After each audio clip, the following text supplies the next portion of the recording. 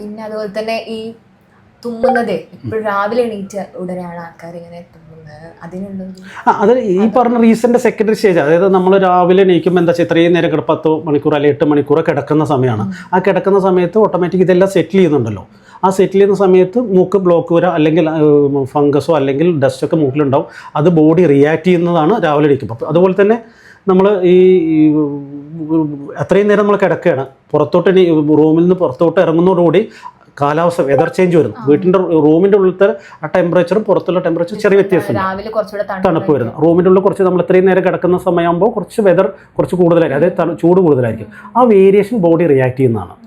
അതുപോലെ തന്നെ നമ്മൾ ഈ പറഞ്ഞ ഫ്രഷായിട്ട് എയർ മൂക്കിലോട്ട് കയറുമ്പോഴും ഓട്ടോമാറ്റിക്കലി ട്രിഗർ ചെയ്യാം.